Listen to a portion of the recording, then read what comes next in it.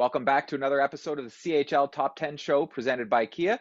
My name is Scott Van Kunit, and today my guest is TSN's Director of Scouting, Craig Button. We're going to talk about the Kubota Top Prospects game, including Connor Bedard and the celebrity coaches. We're going to check in on the new number one team in the nation, the Quebec Remparts, the undefeated Red Deer Rebels. We're going to chat about the exceptional start to Michael Misa's career and what to do with Shane Wright. So, without further ado, let's dive in with Craig Button. Okay, joining me once again is TSN's Director of Scouting, Craig Button. Craig, it's been 3 months since we last chatted. A lot has happened. How are you doing? I'm doing great, Scott. And a lot does happen because we're talking about young players. You know, you think about, the Memorial Cup in St. John, New Brunswick, which was phenomenal, right? And just think about some of the players that were there, and Arber Xhekaj now has scored his first NHL goal a short 3 months later, right? Caden Gooley has scored his first NHL goal a short 3 months later. We're talking about the Hamilton Bulldogs and the Edmonton Oil Kings. And certainly, you look at as players continue to progress, some have been to NHL training camps, some have been drafted. A lot does change in a short period of time, but what it really speaks to is really, number one, how dedicated and committed these young players are. And number two, which probably should be number one, is how incredibly gifted and talented they are. Because, you're talking about jumping from junior hockey right to the NHL and making an impact. Wyatt Johnston, he's been told by the Dallas Stars, you're staying here for the year. So, it also speaks to a player that could be back in Windsor, perhaps pushing them to a league championship and to the Memorial Cup and Kamloops in 2023. But he's going to get his opportunity to, do it in the NHL, which is what all the young players are dreaming of. Right. And what a start for those guys that you mentioned. Arber Xhekaj for sure has become a cult favorite in Montreal already. Wi-Fi, that's pretty fun to watch. So see those guys move on so quickly. Well, now I guess it's time to turn our attention to the next wave of players that we're going to be trying to graduate from our league. And what better way to start that than with the Kubota Top Prospects game, which we know is going to be on January 25th in Vancouver, in the hometown of none other than Connor Bedard. So let's start with Connor Bedard and how he's been so far this season. He's only been shut out in one game, and that was the first game of the season, and has obviously been on a tear ever since. And when you talk, as the calendar went from October to November, he's a leading scorer in the CHL. And, when you think about Connor, and, nothing surprises me about Connor Bedard.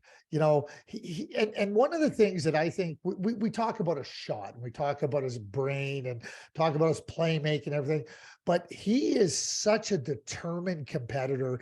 He wants to be a difference maker in so many different ways for his team. And, obviously when you're leading the CHL and scoring, you found a way to do that. And, no surprise that is the case.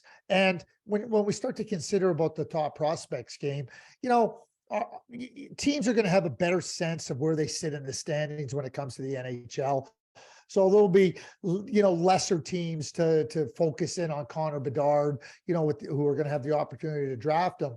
But it's no less an opportunity to be thrilled by his play, to be, to respect his play and to be enthused by his play. Because, like a lot of young players, people are, and when you hear, we've heard about Connor now for a number of years, but I always remind, go and watch him. Go and watch him. He's worth the price of admission. He's a player that's exciting to watch. And he understands that people are coming to watch him to play.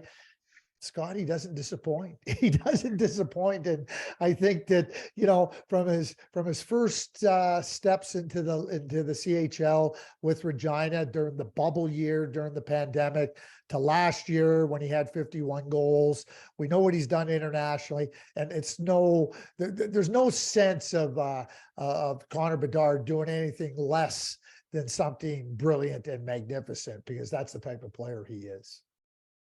And you talk to other players around the league, and there are the older players that are looking over their shoulders at him to see what he's doing. And there are the players that are his age that are, especially in the O and the Q, that are looking forward to going to the prospects game to have a chance to play with or against them, just to see how they stack up against them.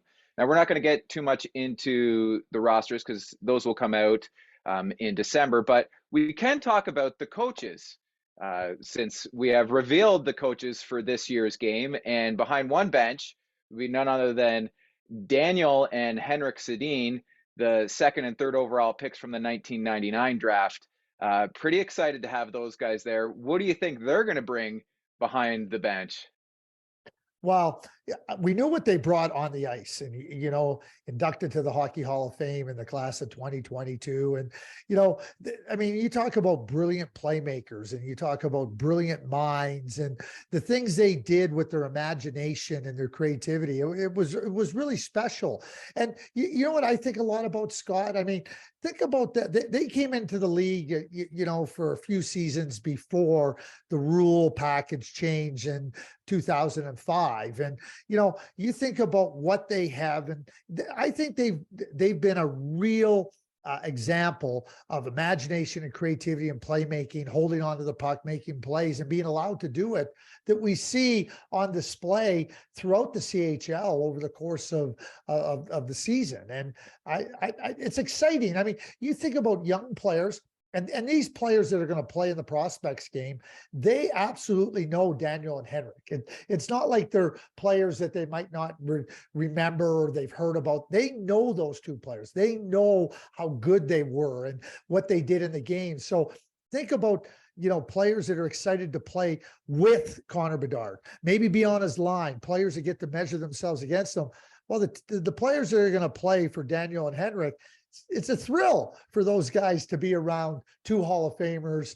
And certainly when we think about the Vancouver Canucks, Daniel and Henrik are two of the players that immediately come to mind for their brilliance playing a long time in the NHL. So, I would imagine they're going to probably really emphasize make plays, be confident, use your imagination, all those types of things that made them so special in the NHL.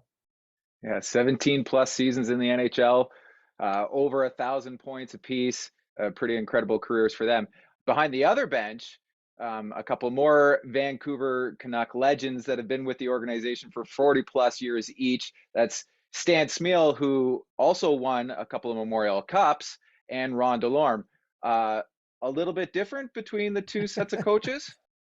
Yeah, I would say that the style of play that Ron Delorme and Stan Smyl employed was a little bit different than Daniel and Henrik. So I would think that, and keep in mind that Stan's been a longtime member of the Vancouver Canucks, and Ronnie has been a significant part of their scouting effort for decades, and they appreciate Daniel Sedin and Henrik Sedin. I don't think they're going to want to really kind of have the players focus in on the rambunctious style that the two of them played like. I think they understand that the young players have a lot of skill and everything. And, Stan Smyl was a really good player. You talk about a Memorial Cup champion, and those teams in New Westminster, really, really could play any way you wanted to. I mean, they were rugged, they were tough, but they were very skilled. And, you think about Ernie McLean, who had a very, very long, successful career in the CHL. Stan certainly developed under him and had a good NHL career. And Ron Delorme, his very good friend, Thomas Gradine, who has been with the Vancouver Canucks all these years. Thomas said, a lot of people said that Ron protected me, but he said, I protected Ron just as much as he protected me. And the two of them just giggle and laugh with one another, because Ronnie always would say, oh, how I wish I could skate and handle the puck like Thomas Gradine. So both, I know Ron has a great appreciation for skill, and certainly Stan combined elements of ruggedness and skill and determination. But, for the players that are going to get an opportunity to be around these four former NHL players and just wonderful people, it really connects generations, right, Scott? It connects generations. The history now comes into play. And I talk about the players, knowing and having seen that are going to play in the CHL prospects game, knowing and seeing Henrik and Daniel play, but they get some history now, hearing about Stan and hearing about Ron, and the history of the game is long and it's deep. And I think it's always good for the younger players to, get a little taste of that history and understand what these players have contributed in their long careers, both on and off the ice. Yeah, Stan had the first number retired by the Vancouver Canucks as well, so lots of history there. When the Sedins were drafted into the NHL, you were with the Dallas Stars organization. Now I know you didn't have a first round pick that year, but what were your kind of notes on the Sedins going into the draft that year? Well, I mean, I'd watched the Sedins since they were 15 years of age. And, the first time you see them, it's amazing the way they played and the way they handled the puck and the way they created offense and everything. And I still think it's one of the most brilliant draft maneuvers ever in the history of the draft by Brian Burke. I mean, quite frankly, Scott, we were looking at okay, how do you think Henrik will play without Daniel? How do you think Daniel will play without Henrik? They're so accustomed to playing with one another. We talk about thinking the game along the same lines. Obviously they did that and they combined it with skill. So there was no question that everybody knew. And certainly we knew that they were top end players, but in our mind, we didn't have a crack at them. We were never going to have a crack at them, but we always thought about, okay, how will he do? What will he need without him? And that's what made the move by Brian Burke so brilliant, is because Brian Burke was the guy thinking, I'm going to find a way to keep them together. And, so it's a little bit easier where we were, that team that didn't have to worry about, who would be better. I mean, we could have that conversation in a very loose way. But Brian wasn't in that spot. Brian was in a spot of saying, okay, and certainly you would think it progressed to a point where, okay, let's not talk about one without the other. And why don't we talk about what it would take to get them together?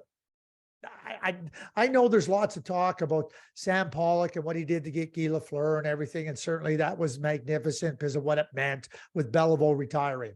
But I still put Brian Burke at the top of the list for the best draft maneuver, because he wasn't trying to get one player. He was trying to get two. And that's not easy to do at that spot of the draft. And you talk about pulling it off magnificently. Not only that, but they showed exactly what you saw when they were playing with Sweden in the European leagues. They took it right into the NHL, and it's no accident that they're Hall of Fame players. Yeah, Brian Burke gave fantasy hockey owners everywhere hope for being able to pull off maneuvers in their own drafts every year. We go back to 2016 was the last time the Kubota Top Prospects game was in Vancouver. And that year, there was pretty stacked rosters with Alex DeBrincat, Matthew Tkachuk, Jacob Chikrin. They were the two captains that year. Mikhail Sergachev, Sam Girard. But it was Pierre-Luc Dubois and Pascal Laberge who stole the show, really, scoring all three goals for their team, with Dubois setting up Laberge for two and then scoring the game winner himself.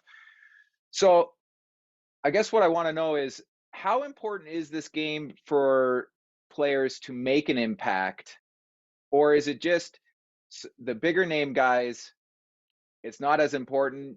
You're not going to hurt yourself or help yourself too much, but maybe some of the lesser name guys, you can put yourself on the radar with a big performance at one of those games. Yeah, Scott, the first thing I would say is every NHL team is in attendance, and every NHL team has over a dozen people in attendance watching this game. And it serves a lot of different purposes. Number one, it gives the players a great opportunity to show what they have. We all know it's one game, and we can say, one game, don't get worried about it and everything. But the players want to put their best foot forward every single game they play. And now you get onto a national stage at the Kubota CHL Prospects game. Guess what? This is an opportunity to really show these NHL teams what you have. So that opportunity doesn't come along. For the NHL teams, you don't get to see for the most part, Western Hockey League players playing against Quebec League players, or Quebec League players playing against OHL players that are mixed together. How do they play? And they're all really good players. So it gives you a different opportunity of evaluation for the NHL teams. And while I always say it's not a make or break event or game, what it does do is give you that opportunity to say, well, geez, he really showed what he's capable of doing it with against good competition. And it gives you an impetus now for other players to say, we got to go watch that player a little bit more. Now, and I'll use Pierre-Luc as an example. I'd watched Pierre-Luc for all that year, the year before with Cape Breton, and he was a good player. But you come to that game and he excels like he did. Like now what it does is say, he serves notice. You better come and watch me more, because I might be better than what I've been given credit for. And I think that really becomes something that helps a player, not only show that he's worthy of more notoriety, but that get over here and watch me. And I think it helps teams, to say, we better go and watch Pierre-Luc Dubois. We better go watch this player or that player. So the opportunity to go there and to really, put on put your best skate forward, to do the best you can be, really can serve you well, because it doesn't change before that game what your goals are. And now going to that game, I think can absolutely help you. Again, you're still evaluating over a period of time, but that type of platform, that type of environment, I think is one that's really positive for the players, really positive for the NHL teams. And, they all want to do their best, no question about it. And just because you didn't have the best game you wanted to have didn't mean you didn't have a good game. And it doesn't mean it diminishes you in any way, because you're talking about, a lot of players that are going to perform, and that are going to perform not only past that game, but are going to perform in the future in the NHL. Gives teams and players just a real good sense of where they're at that particular moment in time, and then to build from it. Pierre-Luc Dubois took that and built it to the 3rd overall pick in the NHL draft. I'm not so sure without that game that he becomes the 3rd overall pick. I'm not going to suggest that he becomes the 15th pick, but I think that it catapulted him into a much higher spot because of how he played. And then the Columbus Blue Jackets, for one, who selected him, went and said, we better watch this guy. He's pretty good. And he is. And then on the other side of it, there's also players that weren't invited, but got invited late because of an injury replacement, such as Laurent Dauphin in 2013, who came in and scored a goal and assist in that game, or Aiden Dudas, who came in and scored a pair of goals in Guelph in that game. So just because you don't get the initial invite doesn't mean you're not necessarily going to play in the game either. And then when you do, you still have to make most of that opportunity. Absolutely, you do. One of the things too, and I think that, you think about a player, just pick a player from a team, and he thinks that he should be invited to the game, and he doesn't. I mean, there's limited spots, and the NHL and the CHL work together to try to formulate the rosters, and NHL teams through NHL Central Scouting are trying to who would we like to see in this environment. And think about Reed Schaefer last year. Reed Schaefer's playing in Seattle. He's on a good Seattle team. And, there's players that like, we all know about Kevin Korchinski. Kevin Korchinski's top. Maybe a lot of people don't know about Reed Schaefer, but Reed Schaefer comes to the Prospects game. You go, wow, he's pretty good. But over the course of time, he is now his team goes deeper into the playoffs. Now there's more eyes on him and more opportunity to show what you got. Let's say Reed Schaefer isn't invited to the prospect, and he's going, well, geez, I should. He also knows that Kevin Korchinski was invited, and people are going to be coming to watch him. So now, there's an incentive. Hey, they're coming to watch Kevin, and I'm going to make sure they see me too. And I just use that as an example, because there's lots of players that are going to have that opportunity where they're going to have a teammate there, and they think, hey, you know what? Pay attention to me.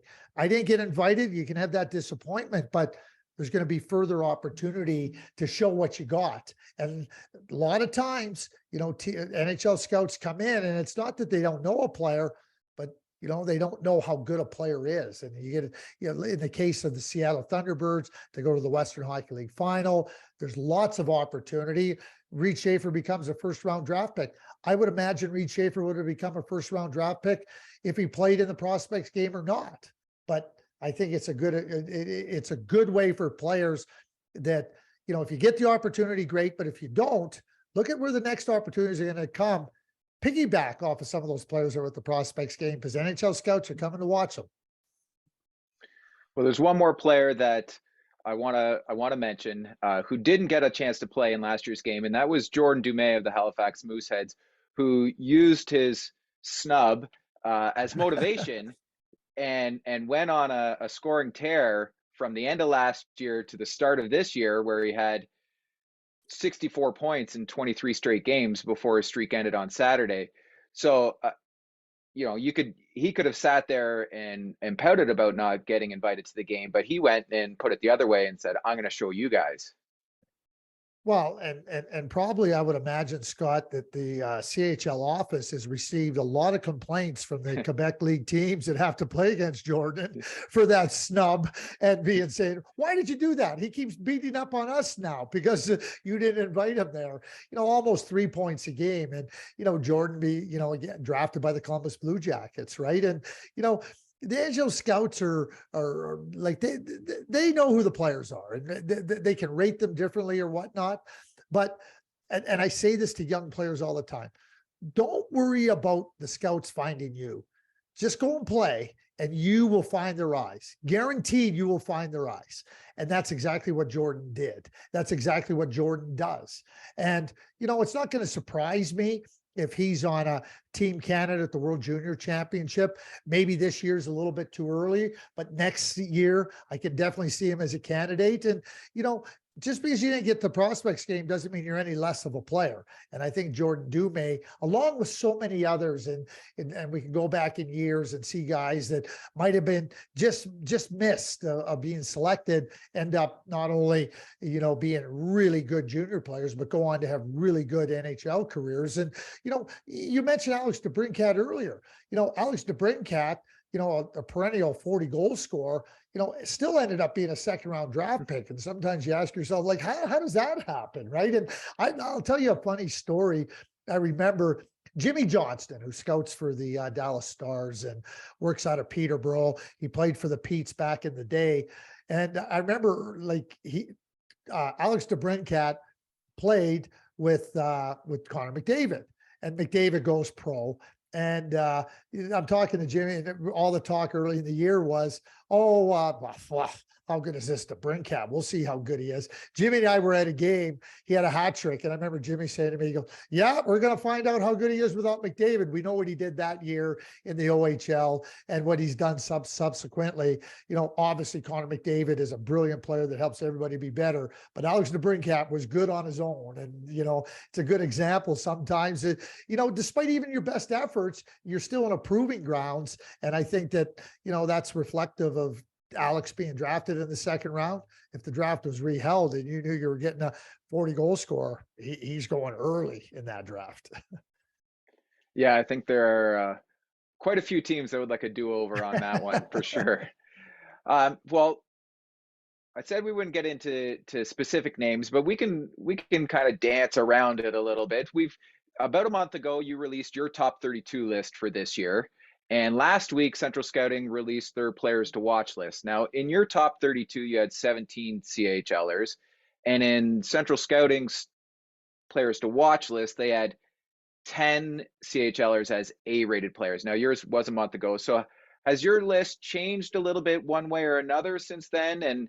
And how many CHLers do you see kind of sliding into that first round territory at this point of the year? Well, I mean, you just said the number 17. I think you can always count on 17, 18. If it's 16, some years it might be 20. You know, it's in that range of CHL players. You're talking about a top league, and, you know, and when you have a top league and you have top players coming into that league, well, that's where the players are going to get drafted from. And, you know, and certainly that should come as no surprise. Is there going to be movement with respect to certain players moving a little bit higher? some players, and I always like to couch it. I mean, you can semantics, but I always feel that players are moving up, which means some players have to be displaced. You can call it rising and falling. That's the way I position it, because I think there's lots of good players that aren't in the first round. But I don't think that the number of CHL players is gonna be less. I think it'll stay right around that number.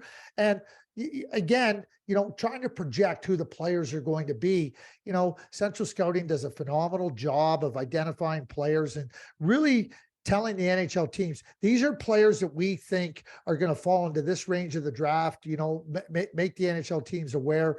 They're always going to go and evaluate and put their own grades on the players and their own projections. But when I look at it, Scott, I see clearly that 16 to 20 are always going to be the number of CHL players that are going to be drafted in the first round of the NHL draft.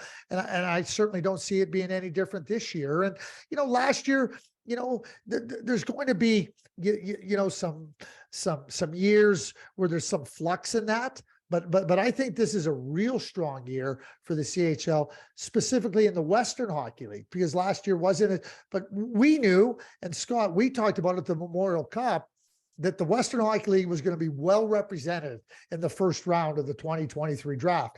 And that's outside of Connor Bedard, because we saw firsthand the quality of player that played as underages last year in the Western Hockey League. And I can tell you this right now, I think I went at the Western Hockey League top scorers, and I think 7 of the top 14 or 15 guys are all eligible, first time eligible for the NHL draft this year.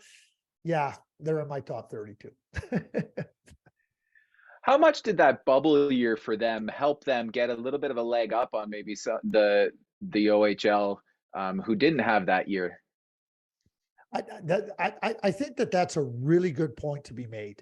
The Ontario kids at all levels, they missed 18 months. I know there was a number of kids that went and played at the U18 in April of 2021 in Dallas, that they had an opportunity to play 6 or 7 games. But for the most part, it was 18 months that were missed.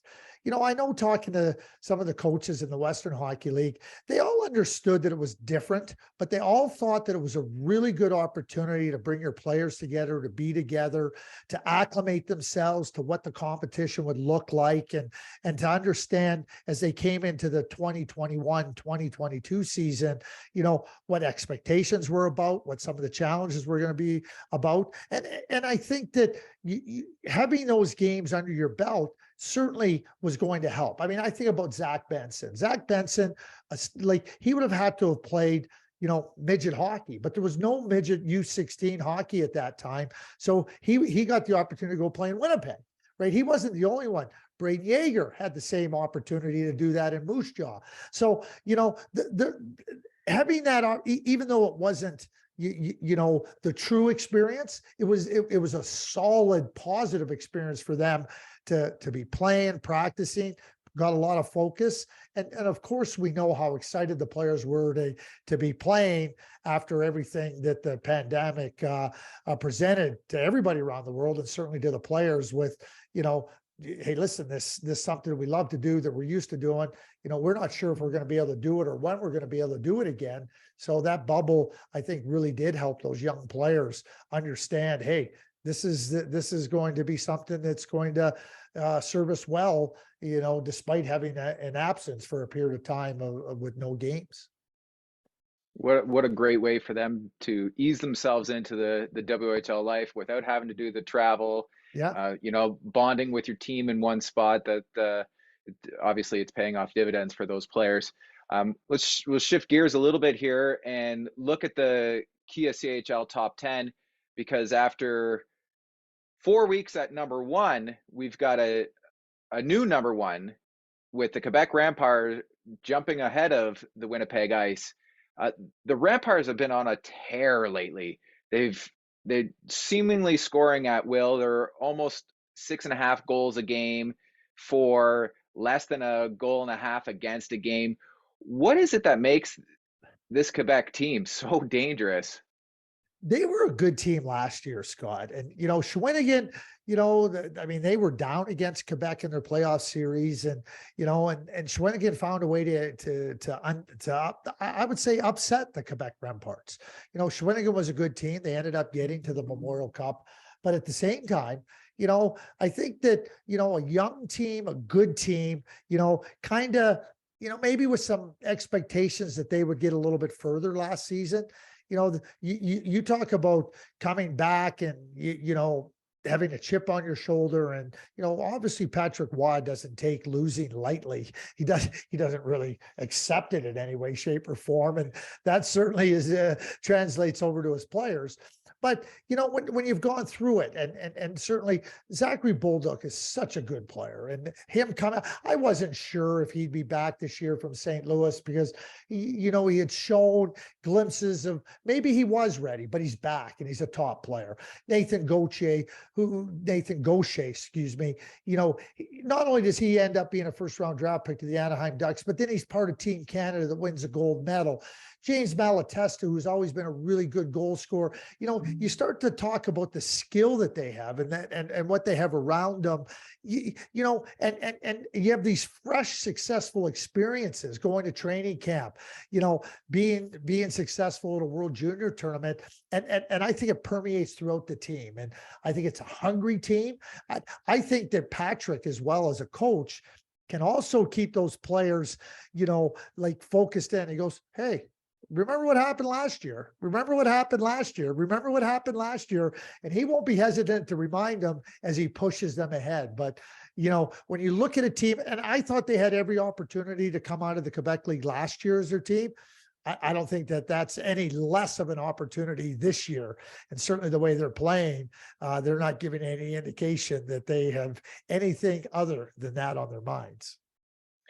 They don't seem to be taking anything lightly. They bring in Simon Gagné to help behind the bench this year. You've got their captain, Théo Rochette, and Pier-Olivier, a couple of players who are still looking for something for next year, trying to put their best foot forward to earn an NHL contract. So it's definitely a fun team to watch. What do you think Gagné let me just add one more thing to what you just said. Back to what I said about so it's a good team. It's a really good team, right? So there's going to be lots of viewings of that team. So for the players you just met, Rochette and Waugh, those guys now, they know they have eyes on them, and with those eyes on them is opportunity. So all those incentives, there's personal incentives, there's team incentives, it all works really nicely for the Quebec Remparts. And so I didn't mean to interrupt you there, but I just wanted to add to that point. Yeah, no, that's okay. I was just going to ask, what do you think Simon Gagné brings behind the bench? Not a whole lot of coaching experience at that level. I believe he had just been coaching his kids before this, but obviously a wealth of NHL experience and international experience. So what does he bring to the bench with Patrick Waugh? Well, you asked me earlier about, my scouting report on the Sedins, watching them when I was with Dallas. In my time of scouting, I mean, you miss out on players because you just don't get an opportunity on. So I don't call that missing out. You never had an opportunity. There's only two players in my scouting life where I was completely disappointed about not getting them, because we legitimately thought we could get them. And in 1998, that was Simon Gagné. We really thought that we were going to get Simon Gagné with the Dallas Stars. And the Philadelphia Flyers saw probably exactly what we saw in him, a player that could be a difference maker and do everything he's on. I mean, to me, Simon, he played the game in a manner that I call complete. I think if Simon wanted to be a 90-point scorer, he could have been. But Simon understood there was so many different parts of the game that he could excel at and find ways to contribute. And coaches see that, and coaches understand it's no accident he was on the 2002 Olympic team, because that's exactly what they were looking for. And, along with Joe Sakic and Jerome Iginla, they formed a heck of a line. And so when I think about Simon and the way he played the game, how unselfish he was playing the game, and yet how competitive and how skilled he was playing the game. Those are things that you never lose. You never lose those. And yeah, he's coaching his kids. Well, Marty St. Louis was coaching his kids. He's not doing too bad coaching in the National Hockey League. So I would say that the wealth of experience that Simon has, he's played for a lot of coaches. He's an intelligent person. He's somebody that, when I talk about the game, he's always looked at the game. How can I find a way to make my mark in different ways and do it? I think those are all qualities that he can bring to the Quebec Remparts. So, when, he's from Quebec City, and for Patrick Waugh and I think it helps Patrick too. It's a different voice. It's a player that's just recently removed from playing. Patrick's a little bit longer. I mean, when Patrick retired, none of these kids that are playing for Patrick now ever saw him play. But they saw Simon play. And I think that helps Patrick as well be a better coach. And there's no doubt in my mind that Simon is a real strong addition to that Rempart staff. Well, the other team that I want to take a look at today would be the 13-0 Red Deer Rebels, who just set the modern day record for consecutive wins to start a season in the WHL. What does Brent Sutter cook together in Red Deer this year? You look top to bottom, and there are no superstars, if you will, on that team.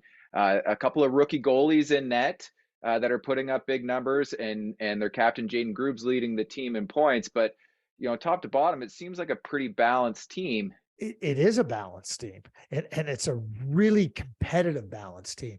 Steve Konowalchuk has done a really nice job in there with the group. And, Brent is a manager. I mean, he knows what he wants his team to look like. And last year they had a really good team. I mean, they had a but it was probably a little bit young and maybe not as complete. And Brent's always looking, how do I make my team stronger? How do I give myself a better one of the other things too, and I don't think Brent gets enough credit for this. And I think a lot of people in junior hockey, they also know that they have good young players, but they don't want to put their young players into spots where they're overwhelmed, where they're not quite ready to handle something and maybe exposed a little bit, whether it be to injury or losing confidence or not doing a thing.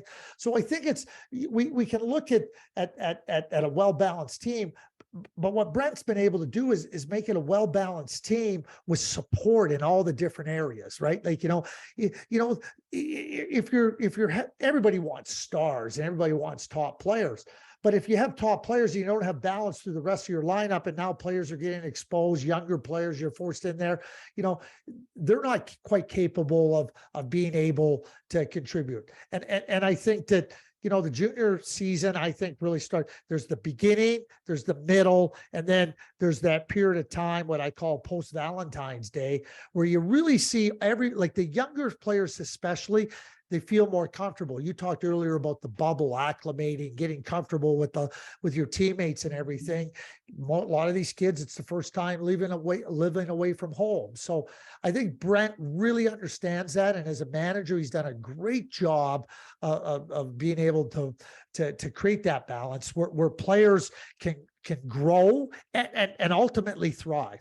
He gets Ben King back. That doesn't hurt. Kalen Lynn's a year older. That doesn't hurt. You talk about Groovy. That doesn't hurt. He makes a trade for Mats Lindgren, who I think has really come in. He was dealt a blow with the starting goaltender, who was terrific last season, right? And now he's got two rookie goaltenders in there. They don't miss a beat. And, one of the things that we talk about all the time in junior hockey, and I talk about it with a lot of different people across the country, the coaches and the managers, is the development of young goalies. Well, maybe we need to take the Brent Sutter approach. And, not that was his preference, but he said, okay, here's my situation. How do we find it? And they really got a tandem going there. And it's, you don't end up undefeated, and their numbers are fantastic. They play as a group. They play to their individual strengths, but everything is done for the collective. Sounds like Brent Sutter, doesn't it? Yeah. You made me think of, we were talking about Rochette and Waugh earlier, looking for contracts as overage players. Last year, Archdeep Baines, Red Deer Rebels, earned a contract after his monster season with them. So just goes to show you keep putting in the time and good things will happen. Well, and Christoffer Sedoff, who went through a couple of drafts, the Finnish player. I mean, he's played in Red Deer for a number of years. He came back to Red Deer. Just wait, Scott. You're going to hear about him signing an NHL contract. You're going to, again, all the eyes are on there. We saw it with Archdeep Baines, who had a fantastic season. You're going to see Christoffer Sedoff sign a contract. And, again, you end up in a situation where you have supports and you have guidance and you have patience, and it allows you to thrive. And for some players, it takes a little bit longer than it does for other players. But when you're in a good program and you got good coaching and you got good ownership, and, I always feel remiss in not mentioning, we talk about Brent, but his wife Connie does a great job in there, and Merrick, his son, does a great job, and Sean Sutter, Brian's son, does the scouting and the player personnel. It really is a really well-oiled unit off the ice that's very well balanced. So, if you're Steve Konowalchuk and you're the players, you feel that, like, hey, we have a chance to be successful here in such a great operation in Red Deer. Well, we've got a few really good teams in the WHL this year. So are we buying stock in the Red Deer Rebels, or you still holding off a little bit there? I'm not holding off on. Here's what I thought that, we look at the beginning of the season. I don't think anybody's surprised that the Winnipeg Ice would be a top team. None of us would be surprised that Seattle would be a top team, right? And so you look at those teams, Kamloops, Red Deer, those teams. It's not wait and see. It's kind of like, okay, they get to evaluate, what kind of moves are they going to make? Portland's having another fantastic season. But, we see over time, and when I talk about time, November into December, then there's going to be a trade deadline. There's going to be some teams that are looking to move some players, and there's going to be teams looking to strengthen themselves. No surprise that Seattle and Winnipeg are where they're at. I think when we see Red Deer where they're at right now, Portland and certainly and Kamloops, who are hosting the Memorial Cup, right? They got good teams. It'll be interesting to see what they do to strengthen those teams, because if we ever talk about teams trying to give themselves a better opportunity, look at what Edmonton did last year. We knew Edmonton was a good team, and then they went and made some significant moves, and it'll be interesting to see what Red Deer does, but they're well positioned to have confidence in making moves, just like Portland. If you're 500, you're not sitting here going, geez, well, we think we can make a move to win the championship and get to the Memorial Cup. And, the other thing about the Western Hockey League this year, they get 2 entries into the Memorial Cup, the host Kamloops Blazers, and then another team. So, there's a little bit more opportunity. And I think that with that in play, it'll be interesting to see what these teams do to strengthen their lineups, because they're good teams. You got some GMs licking their lips, looking at the Dylan Gunthers of the world, hoping that he'll be sent back and maybe have a shot at him for sure. Oh, absolutely. Absolutely. We'll head back to the OHL because I want to touch on Michael Misa, the most recent exceptional player status player in the CHL, and just the incredible start that he's had to his OHL career with the Saginaw Spirit. He's tied with Brendan Othman, the Rangers prospect, for the OHL goal lead with 10 goals in 13 games. What have you seen from Misa's performance so far that's impressed you? So I'm going to answer the question by saying it is how quickly he's adapted to the OHL. I watched Michael play a number of times last year with the Mississauga Senators, and he was a good player. We know what he did in the OHL Cup. You don't get exceptional status, by accident. You got to have a lot of qualities on and off the ice to even be considered for it, let alone be granted it. So I thought that Michael might have a little bit more of a longer time period to get acclimated to the challenges of the OHL physically, because Michael's not small, but that physical maturity that's going to come just by getting a little bit older with days passing, and and you mature in those different areas would serve him well over time. But the way he's acclimated he's always had skill. He's always had the ability to do things we talk about the skating and the brain and the creativity. He's got all those things.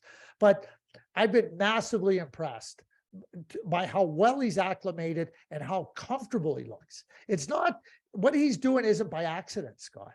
It really is. And, quite impressive because, first of all, you're granted exceptional status. So there's a real spotlight on you. You're the first overall pick going to a franchise that has high expectations for you. All the players want to see what you got. Well, I think they're seeing. I think that Michael has been, I will say it, beyond impressive. Beyond impressive. How much does it help him going to a team that has some of those older guys that can kind of take him under their wing, the Josh Blooms, the Mintikos, Sapovalovs, those guys, just to be able to show him the ropes a little bit more and maybe shelter him so he doesn't have to face the elite every single night? So you just heard me talk about the Red Deer Rebels, trying to put players into positions where they can thrive. And at the same time they're thriving, they're developing, right? So you don't want to get them overexposed or put into spots that they can't quite handle.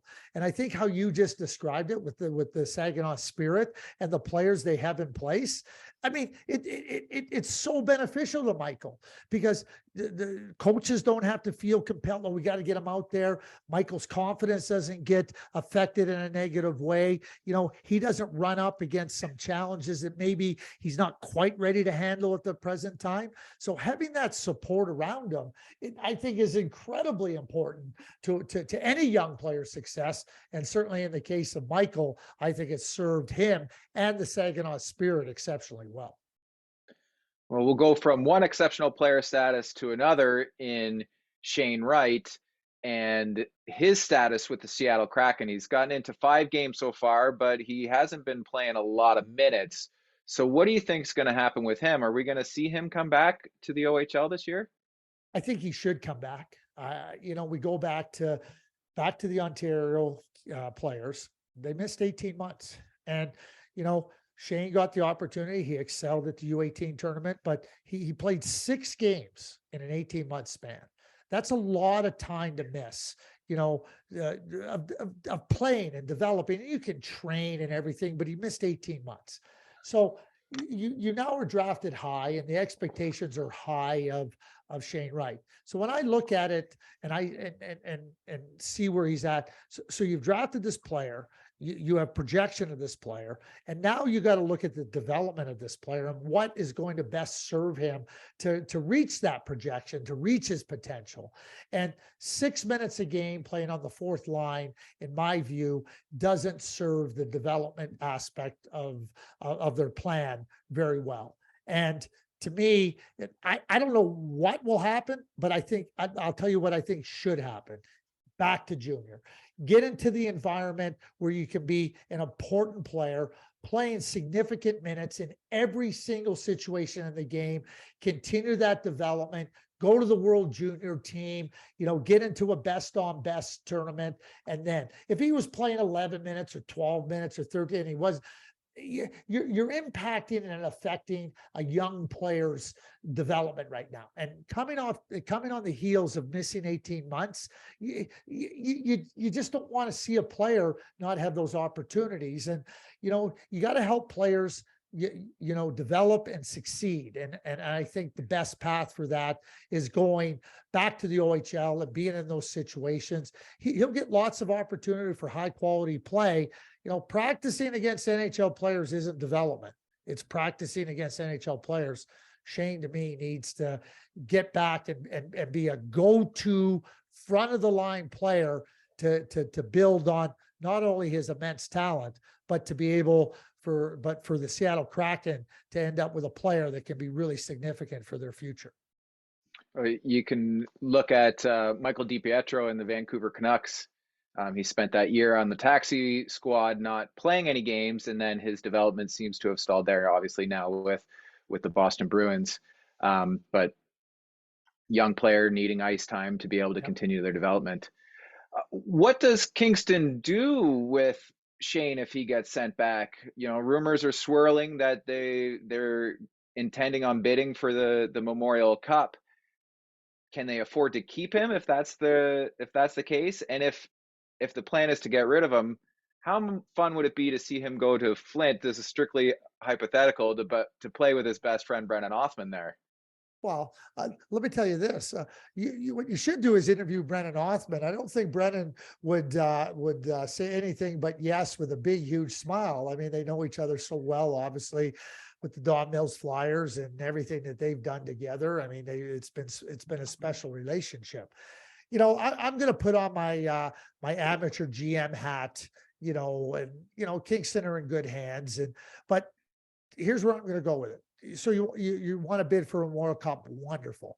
But I would have to say that Shane Wright's chances of being back, if you do get the Memorial Cup in that year, are not happening. I don't see him being a junior player next season. So that's my projection of it. And that a lot of things have to continue on, including getting back to junior.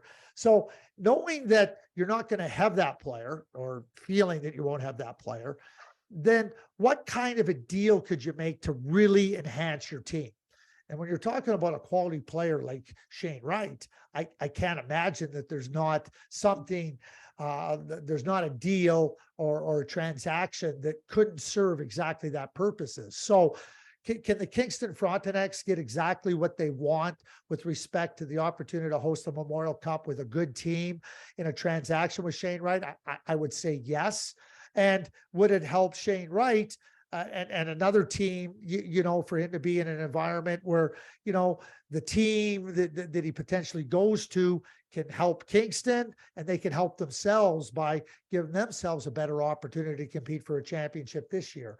So what I see is opportunity for everybody to potentially get exactly what they need. And, we talk about win-win-win. There could be a lot of wins in a transaction like that. And that's not to diminish one place or anything, but just trying to put it in its entire scope. That's where I would look at it. And a key part of that is, and that's why I said, I'll put on my amateur junior GM hat. Well, that's the same with me, where mine's the fan hat as well, where I would just love to see Shane and Brennan play together once again, after watching them light it up with Don Mills so many times, and with Canada on multiple occasions. Well, this has been great, Craig. What's going on with you right now? What are you working on at TSN? Well, I'll tell you, the U17 tournament is coming up. So it's going to give me another opportunity to go watch Michael Misa, as well as, some terrific, rookies that are playing in the CHL. As Canada enters 3 teams, so the opportunity to go and watch those young players in a best on best, against the USA and Finland and Sweden. It's just awesome to watch those players. I got a little glimpse of them in the summer when they came to the Canada's U17 camp. Now they're going to go and play in a significant tournament. We're going to broadcast the bronze medal game and the gold medal game on November 12th, from Langley, where the Vancouver Giants play. So it's a great opportunity for fans, to not only get a glimpse of the future, of future stars, but of what ultimately the NHL is going to look like with these players dotted as part of it. And at the same time, these players get a real opportunity to test themselves, with one another against other good competition. And they're going to make up. They're going to make up a U18 team. They're going to make up a Hlinka Gretzky team. They're going to make up a World Junior team or 2. So, this is your first opportunity to really see them. And I think it's just a real great opportunity to see all these players, and then to have a point of reference, how much they've improved, where they grow from. And, we didn't get those opportunities in the last number of years, Scott, and the players didn't get those opportunities. So for this to be the first tournament since 2019, I think that for the players, there's a lot of excitement. There's just as much excitement for me to be able to go and watch that. So that's beginning this Friday, November 4th, in Langley and Burnaby, BC, a real good opportunity to watch the future stars of the NHL and the CHL. And just to build off of that, the players that get a chance to play at that, they often come back to their junior clubs with a little bit more confidence, and then you see them take off at the CHL level when they get back, and that's always fun to see. I don't think people want to hear that about Michael Misa. They're going like, what, he's going to come back more confident and more better.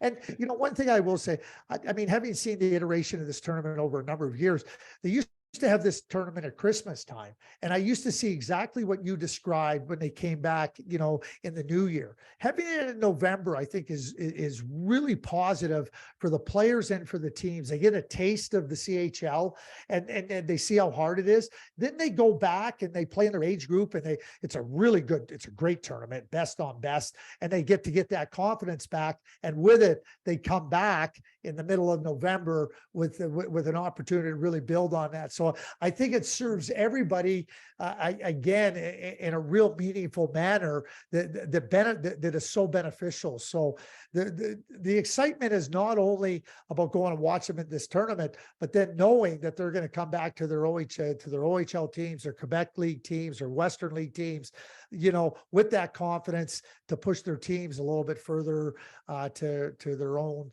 goals and objectives for the season. Awesome. Craig, as always, a real pleasure to chat with you. Thank you for taking the time. I know I've taken up way too much of it already, so I will let you go today.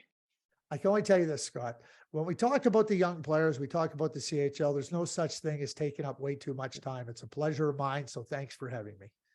Make sure you check back next week, where my guest will be the projected #1 pick in the 2023 NHL Draft, Connor Bedard, and the man who gets to call all of his games.